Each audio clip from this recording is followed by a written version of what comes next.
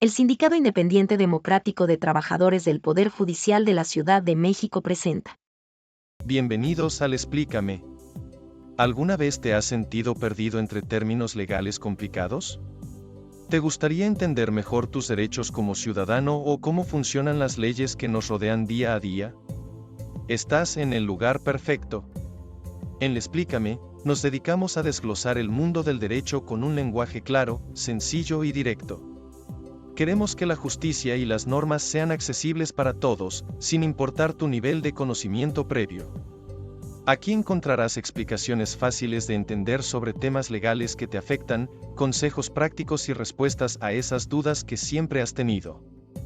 Acompáñanos en Explícame y descubre que el derecho puede ser mucho más cercano y comprensible de lo que imaginas. Saludos, estamos en este capítulo engalanados porque hoy tenemos al maestro Rubén Godínez Perón, al maestro Rubén Saavedra, a la doctora Laura Olivia Saavedra. Gracias. Bienvenidos, bienvenido.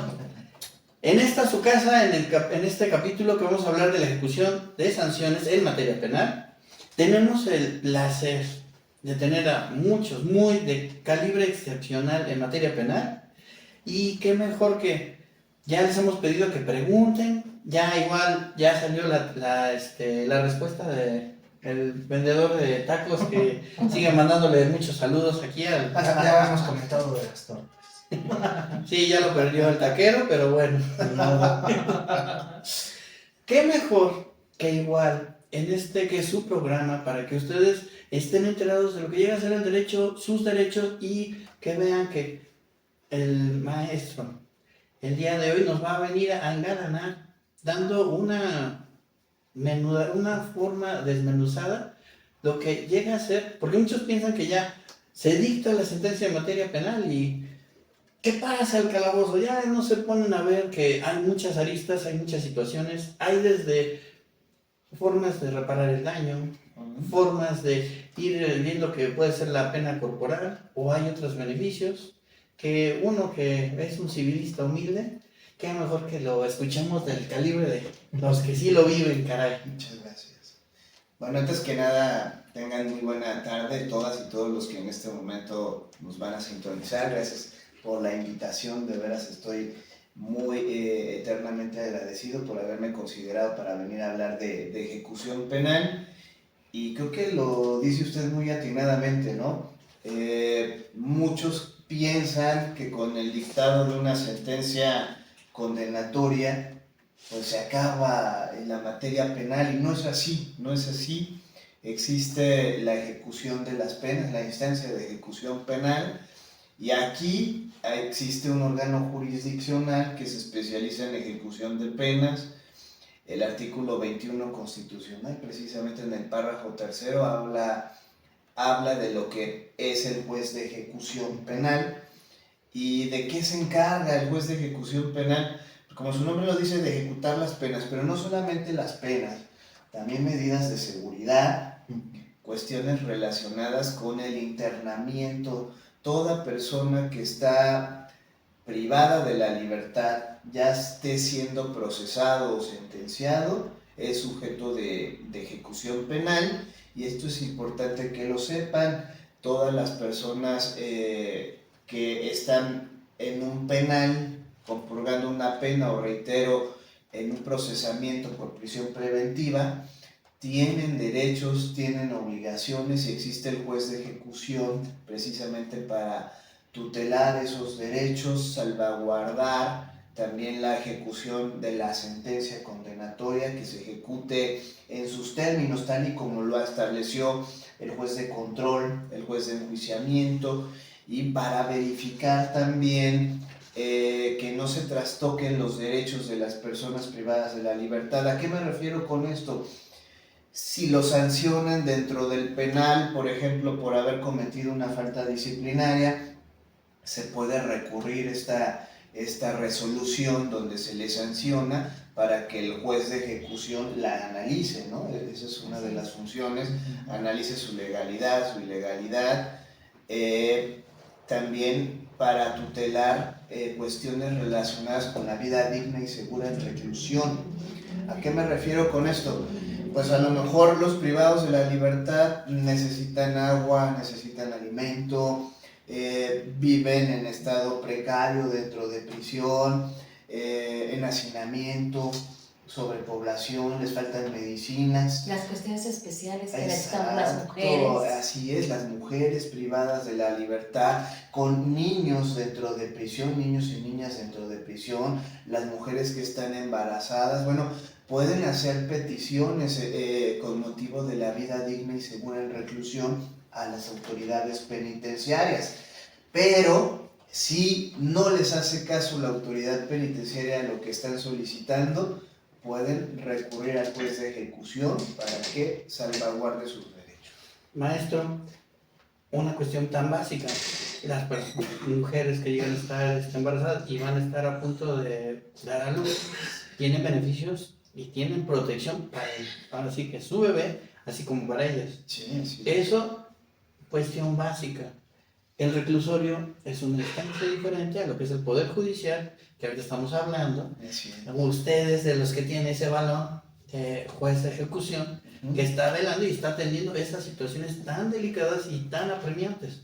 Perdón, pero notaste, Rafa, que el maestro nos hizo hincapié en que no nada más los sentenciados pueden acudir ante el juez de ejecución, sino toda persona desde que llega a pisar el interior de un centro preventivo. Es decir, que apenas está iniciando su proceso penal. ¿Por qué? Porque todos tienen ahí derechos, tienen ahí prerrogativas, tienen ahí cosas que hacer en cuanto a trabajo, etcétera, a cursos, y siempre van a poder acudir al juez de ejecución. No es necesario ya ser sentenciado.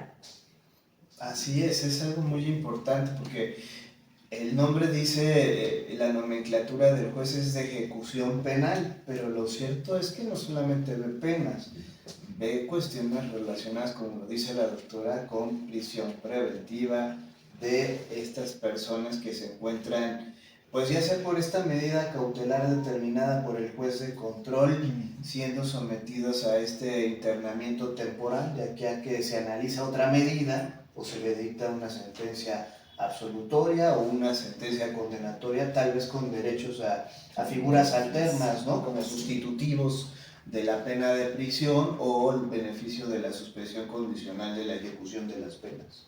Qué interesante. Así es. En plan comparativo, porque ahorita viene a mi memoria, sonó muy a un programa. Estamos en el ejemplo de Bukele, que fue de los más criticados, porque hubo un tiempo en el que castigó a los que eran, que estaban... De la Mara. Estaban por pandillerismo en los reclusorios, les llegaron a tener y les empezaron a revisar que no tenían el derecho ni de tener, creo que en la cama ya no tenían el derecho de estar con cama, porque los pasaron al patio, Sí. pero porque ahí tenían ya también dicen, ¿no? O sea, no sabemos, pero... Vamos a estar allá. Y resulta que en vez de tener una cama y tener lo que cualquiera diría, tal vez un libro, resulta que ya había cosas muy preparadas como elementos punzocortantes con los que ya digamos, ahí se veía otras cuestiones. Claro. Aquí en México estamos viendo que no se vive algo así. ¿Por qué? Porque igual está el juez de ejecución, es quien está velando esas aristas, esas protecciones, digamos, una cosa es la administración del reclusorio, de los reclusorios, otra cosa es estar velando que el principio de la razón de ser del mismo procedimiento penal es también la reaserción, readaptación, gracias. Es que luego me sale el francés así. Pero es la idea de buscar la readaptación de las personas que hayan cometido un delito, ya sean hombres o mujeres o menores. Y ese es el punto de también estar cuidándole digamos, no vamos a hablar del derecho al voto, porque también, ese es un tema muy interesante también es un tema muy escabroso, el derecho al voto. Pero bueno, ya se ha hablado en cuanto al derecho al voto que podrían ejercerlo aquellos que están en prisión preventiva, ¿no? Que no se ha dictado una sentencia en su contra porque existe algo que es el principio de presunción de inocencia. Nadie es culpable hasta que se demuestra lo contrario y se tendría que demostrar hasta que se dicte una sentencia condenatoria en su caso. Y mientras tanto, al ser presuntamente inocentes, podrían y tendrían que ejercer este derecho al voto, ¿no? Pues tengo entendido que sí, el Instituto Federal Electoral Ya está ha llevado incluso... Lo vimos en las pasadas elecciones, ¿no? Ya empezaron a votar los privados de la libertad en calidad de procesados. Sí, los sentenciados no, porque bueno, ya hay una estipulación en su sentencia que así ordena el juez. Y la Constitución Política de los Estados Unidos Mexicanos determina que para quien esté compurgando una pena de prisión quedan suspendidos sus derechos políticos. No los han perdido, están suspendidos de aquí a que compurgan la pena. O prescriba la misma. Exacto, así es, exacto. Es muy agradable cuando tenemos a alguien que sabe, hace que suene eso tan bonito y tan sencillo, caray. Sí. Cuestión más importante, perdón. Uno, estaríamos hablando que también ese derecho que tienen para llegar a elegir, a votar. Y ahorita me encantó que señalaron un principio. Somos tal vez algunos de la vieja guardia, no como otros. Pero antes hubo un tiempo en el que el sistema penal, todos éramos culpables hasta que se demostrara lo contrario. No recuerdo desde cuándo ya cambió esta situación, porque ahora todos somos inocentes hasta que se demuestre lo contrario. Así es. Porque igual esa situación tan sui generis nos hace que todo el sistema judicial cambió. Claro. En materia penal, ¿por qué? No podría, y es por lo que muchos se llegan a quejar de... Por eso ya sé que no es ahorita la ejecución, pero es que es tan... Si no lo aprovecho ahorita, luego no les pregunto. Adelante. Hasta en la forma en que los operativos están accionando o reaccionando. Estuvieron haciéndole burla a un oficial que hasta le robaron la pistola, eran todos chavitos, ¿no? Pero es que ya no pueden reaccionar tan fácil y está delicado.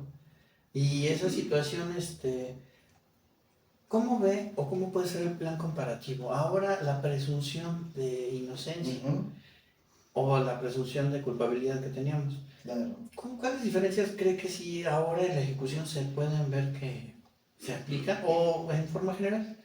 Bueno, la presunción de inocencia en ejecución sí la vamos a encontrar todavía. Muchos van a decir, pues ya eres sentenciado, ¿no? ¿Qué presunción de inocencia va a haber si ya se determinó tu culpabilidad mediante el dictado de una sentencia condenatoria? Pero sí existe el principio de presunción de inocencia en ejecución y ese lo vamos a encontrar en el procedimiento disciplinario administrativo. ¿Qué quiere decir esto para los que no son muy técnicos en derecho? Si una persona privada de la libertad se porta mal dentro de la prisión, tiene mala conducta, se roba un objeto. Exacto, se roba algo, hay un reglamento que hay que cumplir. En reclusión están sometidas las personas privadas de la libertad a un reglamento que tienen que cumplir y si no cumplen con ese reglamento incurrirían en una falta disciplinaria. Y si se demuestra que son culpables, se les aplicará una sanción disciplinaria. Bueno, pues en este procedimiento disciplinario que se da a nivel penitenciario ante las autoridades del penal, toda persona que cometa una falta disciplinaria que vaya contra el reglamento va a ser presuntamente inocente de esa falta hasta que se demuestre lo contrario. Y aquí está el principio de presunción de inocencia. ¿Dónde se va a acreditar? Pues al momento que se estime del dictado de la resolución que sí es responsable o culpable de haber cometido esa falta. Y aún así la puede recurrir. Ya puede recurrir. ¿Con el qué? ¿Recurso controversial? El recurso controversial, así es, doctora, que está en el artículo 117, fracción segunda de la Ley Nacional de Ejecución, puede controvertirla ante el propio juez de ejecución, o también está el recurso del artículo 48 de la Ley de la Materia, que también puede hacerlo por esta otra vía ante el juez de ejecución. Ok. Voy a aprovechar como Rafa, tengo ahí mi duda respecto del principio de presunción de inocencia. Sí. Ok, ya se dictó una sentencia, pero esa sentencia aún no causa estado, no causa ejecutoria. ¿Podemos todavía ahí considerar ese principio de presunción de inocencia o en definitiva con la sentencia de primera instancia pues termina ese principio? Yo considero que no, doctora, salvo su mejor opinión, porque todavía la puede recursar, apelar ante los magistrados y ahí querrá hacer valer también su inocencia y en su caso ante las autoridades de amparo, ¿no? Yo creo que hasta que no causa una firmeza definitiva esta sentencia podemos hablar de que se ha desvirtuado el principio de presunción de inocencia y aún así, doctora, hay otras figuras en el Código Nacional como el reconocimiento de inocencia y ahí sí la persona estima que hay pruebas que acrediten su inocencia a pesar de que ya ha sido sentenciado y ya agotó todos los medios de impugnación, puede tramitar el reconocimiento de inocencia o la anulación de sentencia que está también en el Código Nacional. Maestro, tenemos que invitarlo para un siguiente programa con recursos. No, de verdad. Una cosa que se me hace igual interesante, a ver ustedes qué opinan. Antes que un ejemplo que voy a poner en el tiempo de antes y ahora en el tiempo de la presunción de inocencia y antes que eran culpables. Me acuerdo en mi tiempo de escuela que aquel sujeto que tal vez ya le faltaba unos 15 días para terminar su sentencia. Y pácatelas, resulta que a los 15 días o a la semana se comete otra situación, una cuestión que ahorita sería una resolución, o bueno, un delito nuevo. ¿Qué? En el tiempo de antes, pues igual, se queda hasta que se termine y había muchos que de repente por una situación tal vez de un robo famélico, ya estaba por salir, pero se quedaba ahí años y años y años y ya no salía. En ese tiempo entonces podemos considerar que puede pasar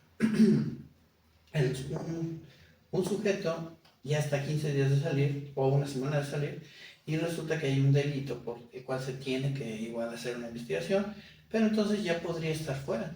Sí, así es. Porque igual ahora tenemos esa ventaja.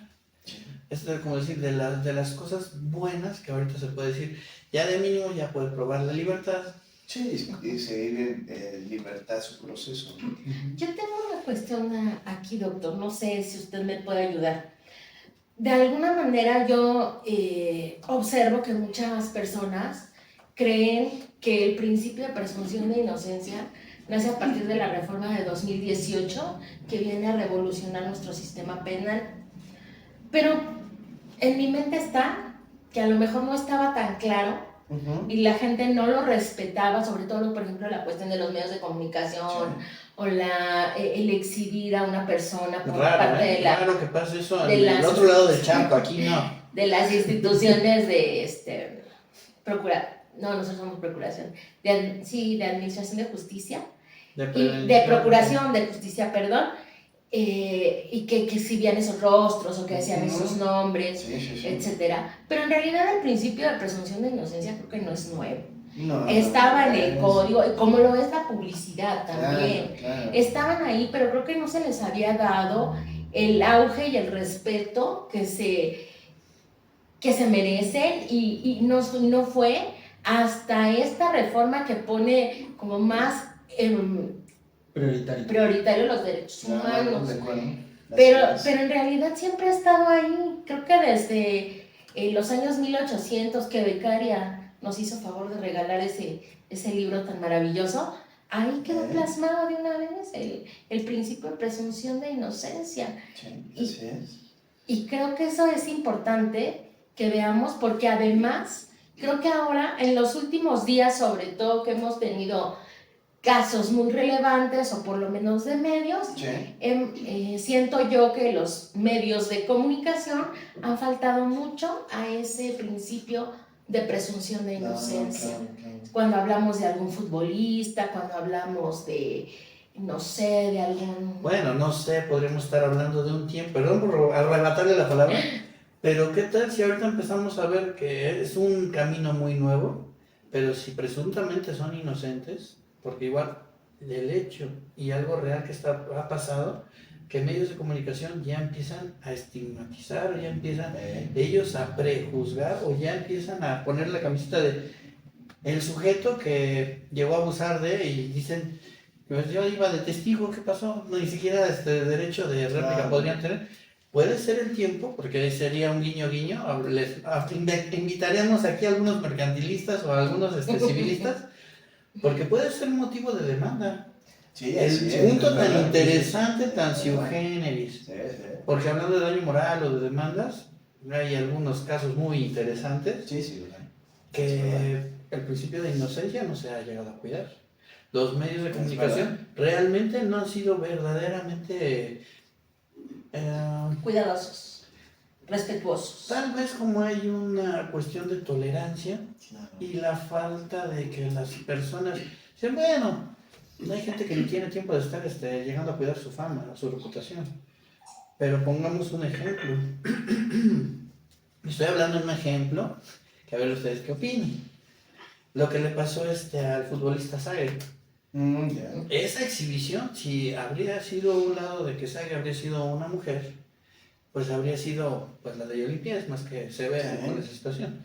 Pero en el lado de que Sague, pues igual como es hombre, eso fue una requete muy buena fama que llegó a tener. Entonces tal vez se dijo, ni hace falta que ganar. Entonces salgo ganando. Pero qué bonito está ese ejemplo, ¿no? Bueno, son perspectivas, ¿eh? Sí, bueno...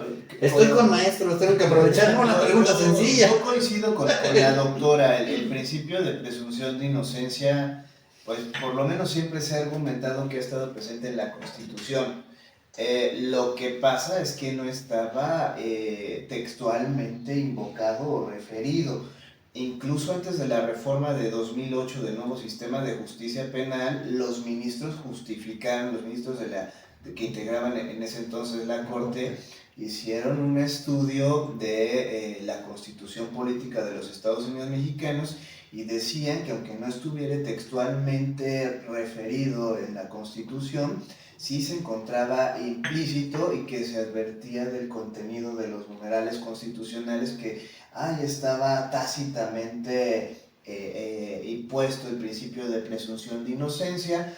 La única cuestión es que con la reforma al nuevo sistema de justicia penal ya se incluye constitucionalmente hablando en el 20 y se hace la acotación al principio de presunción de inocencia, ¿no? Y esto a raíz de que México pues también firmó diversos tratados internacionales que le obligaron a hacer estas adecuaciones a la Constitución y pues establecer esta cuestión, ¿no? Del principio de presunción de inocencia. Otra cuestión interesante que tocan y que también yo creo que hay que resaltar es el caso de Florán Cassés, donde los medios de comunicación hacen precisamente esta situación de linchar públicamente a esta persona y a los demás coinculpados en aquel entonces, y la Corte hace un análisis bastante interesante también y dice que se está violentando la presunción de inocencia porque ya los señalaban como culpables de haber cometido esos delitos que se les achacaban, ¿no? Y ahora vemos en los medios de comunicación cómo les cubren por lo menos la cara con alguna cintita negra a quienes presentan como probables responsables de la comisión de un hecho delictuoso. Ya no se dicen los apellidos completos, ¿no? El NN. Omar NN, ¿no? Como el futbolista que fue de Chivas, ¿no? Dicen Omar NN. Ya tratan más delicadamente este tema, pero lo cierto es que todavía faltan muchos ajustes que hacer. Claro. Y a algunos se les barre porque le quitan la rayita que les cubre los ojos o la cara, o dicen los nombres completos y siguen incurriendo en estas situaciones. Y además hacen la acotación, maldito pervertido. Sí. Cuestiones así, es totalmente grave esa situación, porque para el caso de que después de un juicio esta persona resultase ser inocente, pues imagínate las repercusiones que en su contexto social va a haber. hablando de lo que llega a ser en los medios de comunicación, están obligados que cuando cometen un error de ese estilo, tienen que hacer, si fue nota periodística de primera plana, la misma ofreciendo una disculpa y apuntando cuántas veces ha pasado. Que aún así no se cumple. Pero también esto se traspola a la parte de los colectivos.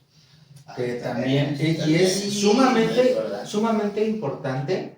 Exacto. Porque igual, lo mismo, y digo, no demerito la lucha de nadie, eso que quede bien claro, porque Saludos. cada uno tiene sus propias circunstancias, pero digo, Nacieron por una necesidad hay y cosas porque hay se cosas tienen que escuchar. que no se pueden dejar de lado, porque tristemente ha tocado ver cómo hay gente a la que le destruyen la vida siendo inocente por una llamada denuncia falsa. Y eso también es un grave problema porque es una de las ventajas y desventajas que tiene actualmente nuestra red tecnológica, que nos permite de llegarnos de información sumamente rápido, y eso es bueno, pero también es malo, porque esta parte hace que a una persona pueda no solamente perder su reputación, su trabajo, su vida, todo lo que va a su alrededor, y eso también son ciertos problemas. Pero ahorita, regresando un poquito al tema de la ejecución, algo muy importante y que tocó el maestro, los derechos humanos siempre han estado ahí, pero el hecho de que una persona sea sentenciada por un delito no significa que pierda esos derechos humanos, porque son inherentes a todas las personas en todo momento. No se pueden desprender de ellos, ni nadie se los puede arrebatar. Entonces, precisamente, parte de la función del juez de ejecución es esa: vela que las personas que se encuentran dentro de prisión, en algún reclusorio, en algún centro penitenciario, cuenten con las condiciones adecuadas para que se les respeten sus derechos humanos. 3 comidas, dormir en un espacio correcto. Digno. Que parte también viene precisamente de algunos tratados que ha firmado México, en los cuales el Estado mexicano se ha comprometido a promover, a procurar y a respetar los derechos humanos de las personas en reclusión. Y eso sumamente importante, sin dejarse de lado también que, digo, sí, te condenaron por un delito, pero eso no significa que porque te hayan condenado un delito, todos los días te va a tocar un tablazo, porque todos los días tienes que saber. Además, la tortura no está en México. No significa que otros hechos, otros delitos, forzosamente los tuviste que cometer tú porque estás diciendo que tú los cometiste. También parte de lo que hablábamos en capítulos anteriores, que el derecho mexicano es derecho de acción, no de autor. Entonces, una continuidad de conductas no implica que en todo momento vas a ser culpable por esas conductas. ¿Cuántas veces la investigación? ¿Cuántas veces te van a condenar por un hecho? Una vez nada más, no, y está implícito. No puede ser juzgado dos veces por el mismo delito. No, por el mismo hecho, no nos confundamos. Bueno, sí, por el mismo. Porque por el mismo hecho, ya estamos por terminar. Me da una pena tremenda. El no homicidio. Sí, o sea, pueden ser juzgados por 2 homicidios siempre y cuando los hechos sean distintos o más. Pero por el mismo hecho, jamás. Tiene que ser esto un segundo capítulo, chicos. No sé por qué se nos va bien rápido esto, ¿verdad? Porque yo ya tengo más dudas, maestro. ¿Sí? Yo espero que esto nos pase. Y tengo que aprovechar estos minutos, que la verdad es un súper lujo tenerlo aquí. Gracias por la invitación. Tan cerca y tan dispuesto. Así es. Muchas gracias. Hashtag pregunten, Poder Judicial, ya de veras, la renovación del Poder Judicial en acción. Doctor, maestro, perdón. Gracias por la invitación. Gracias. Muy eternamente agradecidos. Por toda la cátedra. Muchísimas gracias. ¿Sí? Doctora, Qué lujo. todo un lujo también. Ay, gracias, Rafa. Maestro Rubén. Tan linda. Tenemos par de Rubénes, maestros en penales. No, estamos aquí que con la casa vistiéndose de gala. Y pregunten, por favor. Tenemos más más capítulos. Espero Así que será. es todo un agasajo y un gusto. Y pues muchas gracias. Ya hasta pronto. Hasta Gracias. pronto. Gracias por acompañarnos en este episodio del Explícame.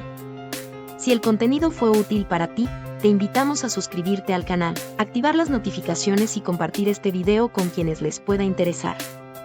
Nos interesa conocer tu perspectiva, así que déjala en los comentarios.